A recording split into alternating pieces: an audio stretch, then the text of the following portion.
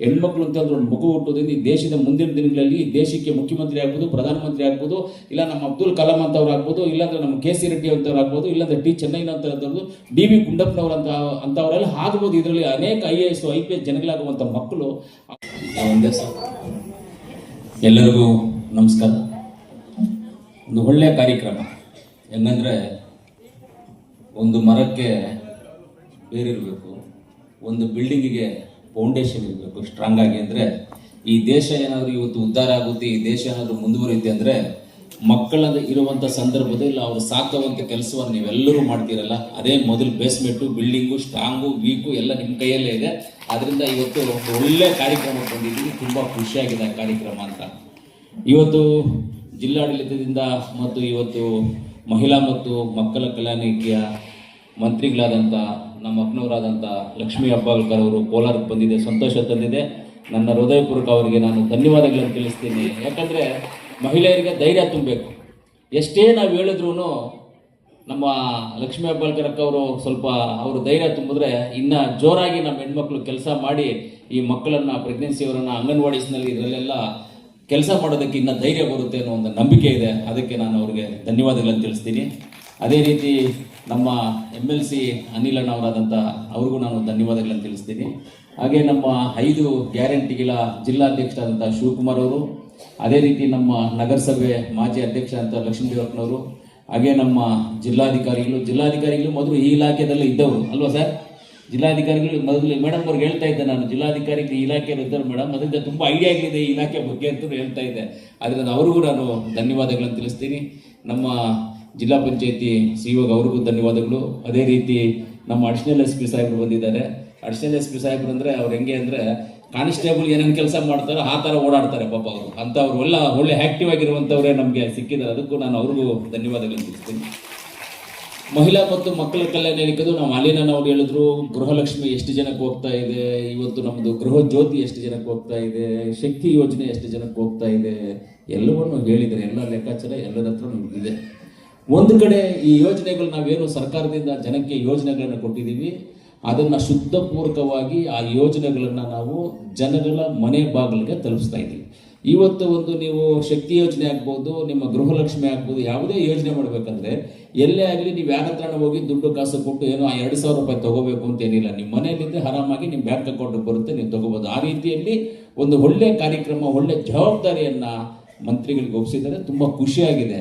ಆಮೇಲೆ ಇನ್ನೊಂದೇನೆಂದರೆ ನಾನು ಇನ್ನೂ ಒಂದು ವಿಚಾರ ಹೇಳಬೇಕಾಗ್ತದೆ. ಇದರಲ್ಲಿ ಮಹಿಳಾ ಮತ್ತು ಮಕ್ಕಳ ಕಲ್ಯಾಣ ಇಲಾಖೆ ಕಮಿಟಿನಲ್ಲಿ ಮೆಂಬರ್ ಮೊನ್ನೆ ಶುಕ್ರವಾರವರೆಗೂ ಇದ್ದೆ ನಾನು. ಶುಕ್ರವಾರ ಮೊನ್ನೆ ಚೇಂಜ್ ಮಾಡಿಬಿಟ್ಟವ್ರೆ ನನಗೆ, ಶುಕ್ರವಾರದಿಂದ ಚೇಂಜ್ ಮಾಡಿದೆ.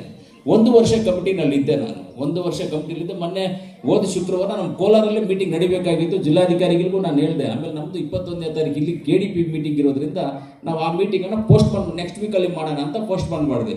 ಅಷ್ಟೊತ್ತಿಗೆ ನನ್ನನ್ನು ಕಮಿಟಿಯಿಂದ ತೆಗೆದುಬಿಟ್ಟು ಬೇರೆ ಕಾಗದ ಪತ್ರ ಸಮಿತಿಗೆ ಹಾಕಿದ್ದಾರೆ. ನಮ್ಮನ್ನು ಕಮಿಟಿನ ಹೆಂಗಿದೆ ಅಂದರೆ ಕಮಿಟಿ ನನ್ನನ್ನು ತೆಗೆದಿದ್ದು ಒಂದು ಕಡೆ ಒಳ್ಳೇದಾಯ್ತು ಆ ಕಮಿಟಿಯಿಂದ. ಯಾಕೆಂದರೆ ಅಲ್ಲೇನು ಕೆಲಸ ಇರೋದಿಲ್ಲ, ಪ್ರಾಬ್ಲಮ್ ಇರೋದಿಲ್ಲ, ಏನು ಇದೆ. ಯಾಕಂದರೆ ಎಲ್ಲ ಅಕ್ಕ ಅವ್ರು ಸಾಲ್ವ್ ಮಾಡಿಬಿಟ್ಟಿದ್ದಾರಲ್ಲ, ಏನು ನಮಗೇನು ಕೆಲಸ ಕೊಟ್ಟಿಲ್ಲ ಕಮಿಟಿಗೆ, ಎಲ್ಲ ಸಾಲ್ವ್ ಮಾಡಿಬಿಟ್ಟಿದ್ದು. ಏನೋ ಚಿಕ್ಕ ಪುಟ್ಟ ಕೆಲಸಗಳು ಬರ್ತಾಯಿತ್ತು, ಮೀಟಿಂಗ್ ಮಾಡ್ತಾಯಿದ್ವಿ, ಹೋಗ್ತಾ ಇರ್ತೀವಿ.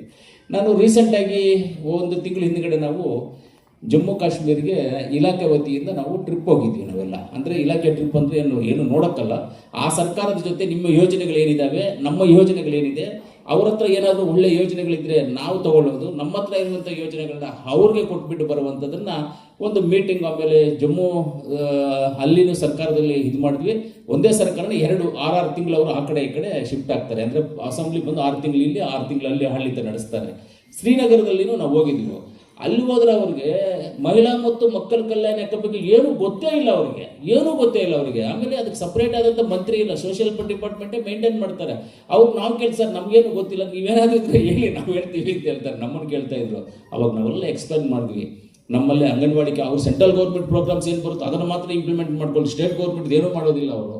ಅದು ನಾವೆಲ್ಲ ಅವ್ರಿಗೆ ಎಕ್ಸ್ಪ್ಲೇನ್ ಮಾಡಿ ನಾವು ಮಕ್ಕಳಿಗೆ ಯಾವ ರೀತಿ ನೋಡ್ಕೊಳ್ತೀವಿ, ಹೆಣ್ಣು ಮಕ್ಕಳು ಪ್ರೆಗ್ನೆನ್ಸಿ ಆದಾಗ ಅವ್ರು ಯಾವ ರೀತಿ ಫಾಲೋ ಅಪ್ ಮಾಡ್ತಾರೆ, ನಮ್ಮ ಆಶಾ ಕಾರ್ಯಕರ್ತರು, ಅಂಗನವಾಡಿ ಕಾರ್ಯಕರ್ತರು ಇವರೆಲ್ಲ ಯಾವ ರೀತಿಯಲ್ಲಿ ಫಾಲೋ ಮಾಡ್ತಾರೆ, ಏನೇನು ಮಾಡ್ತಾರೆ ಅಂತ ಎಲ್ಲವನ್ನೂ ನಾವು ಅವ್ರಿಗೆ ಎಕ್ಸ್ಪ್ಲೇನ್ ಮಾಡಿದಾಗೆಲ್ಲ ಅವ್ರು ಹೇಳ್ತಾರೆ, ಇಷ್ಟೆಲ್ಲ ಕಾರ್ಯಕ್ರಮಗಳಿದೆಯಾ, ನೀವು ಇಷ್ಟೆಲ್ಲ ಫಾಲೋ ಅಪ್ ಮಾಡ್ತೀರಿ, ಇಷ್ಟೆಲ್ಲ ಇದೆ ಅಂದ್ಕೊಂಡ್ರೆ ನಾವೊಂದು ನೋಡಿಮ್ಮ ನೀವು ಮಾಡಬೇಕಿದು.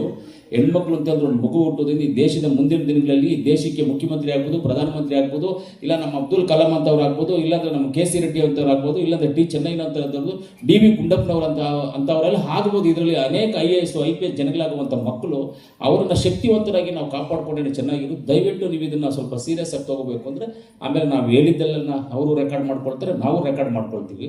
ರೆಕಾರ್ಡ್ ಆಗಿ ಎಲ್ಲಾಗಿ ನಾವು ಇದನ್ನು ಫಾಲೋ ಅಪ್ ಮಾಡ್ತೀವಿ ಸರ್. ಇಂಪ್ಲಿಮೆಂಟ್ ಅಲ್ಲಿರುವಂಥ ಅಧಿಕಾರಿಗಳು ಬಂದು ನಮ್ಮ ಹತ್ರ ಮಾತಾಡಿದ್ರು. ಆ ರೀತಿಯಲ್ಲಿ ಇದ್ರ ಮೇಲೆ ಮಹಿಳಾ ಮತ್ತು ಮಕ್ಕಳ ಕಲ್ಯಾಣ ಇಲಾಖೆ ಮೇಲೆ ಒಂದು ಏನಂದರೆ ಮೇಡಮ್, ಸ್ಟಾರ್ಟಿಂಗ್ ನಾನು MLA ಆದಾಗ ನಂದೊಂದೇ ಗುರಿ ಇತ್ತು, 100% ಕೋಲಾರಲ್ಲಿರ್ತಕ್ಕಂಥ ಅಂಗನವಾಡಿ ಕೇಂದ್ರಗಳಿಗೆ ಡಾಕ್ಯುಮೆಂಟೇಶನ್ ಮಾಡಿಕೊಡ್ಬೇಕು.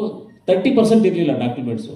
ಈಗ ಎಲ್ಲ ಅಂಗನವಾಡಿ ಕೇಂದ್ರಗಳಿಗೂ 100% ಡಾಕ್ಯುಮೆಂಟ್ಸನ್ನು ನಾವು ಮಾಡಿಕೊಟ್ಟಿದ್ದೀವಿ. ಒಂದ್ಸರಿ ಚಪ್ಪಾಳೆ ಕೊಡ್ಬೋದಲ್ವಾ ಸರ್ ಅವರಿಗೆ? ಯಾವುದು ಬ್ಯಾಲೆನ್ಸೇ ಇಲ್ಲ, 100% ಡಾಕ್ಯುಮೆಂಟೇಶನ್. ಈ ಖಾತೆ ಮಾಡಿ ಡಾಕ್ಯುಮೆಂಟೇಶನ್ ಮಾಡಿ, ಈ ಖಾತೆ ಮಾಡಿ. ನಮ್ಮ ಅಕ್ರಮ್ ಪಾಷಾ ಸಾಹೇಬ್ರಿದ್ರು DC ಆಗ, ಅವರು ನಾವು ಮಾತಾಡಿಕೊಂಡು ಈ ಖಾತೆ ಮಾಡಿ ಡಾಕ್ಯುಮೆಂಟ್ ಮಾಡಿ ಫೈಲನ್ನು ಎಲ್ಲದೂ ತಲುಪಿಸ್ಬಿಟ್ಟಿದ್ವಿ ಆಯಾ ಜವಾಬ್ದಾರಿಗೆ. 100% ಖಾತೆಗಳು ಮಾಡಿಕೊಟ್ಟು ನಿಮ್ಮ ಸೊತ್ತು ಇದು ಅಂತ ಮಾಡಿರುವಂಥದ್ದು ಎಂಟೈರ್ ಕರ್ನಾಟಕದಲ್ಲಿ ಫಸ್ಟ್ ಕೋಲಾರ ಅಂತ ನಾನು ಹೇಳೋದಕ್ಕೆ ಇಷ್ಟಪಡ್ತೀನಿ. ಇಲ್ಲ